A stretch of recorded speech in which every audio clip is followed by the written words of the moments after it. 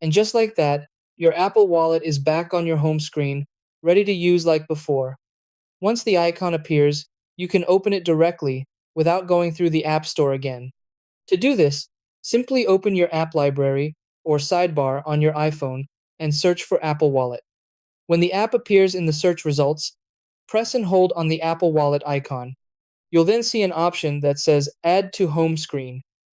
Tap on it, and the Wallet app will instantly be placed back on your home screen. This method is especially helpful if you accidentally removed Apple Wallet and thought it was deleted completely. Even though you could still open it from the App Store, adding it back to the home screen makes access quick and convenient again. Hello guys, welcome back to the channel. In this video, we discussed how to easily add Apple Wallet back to your home screen in just a few seconds. If this video helped you, don't forget to subscribe for more quick and simple iPhone tips. Thanks for watching.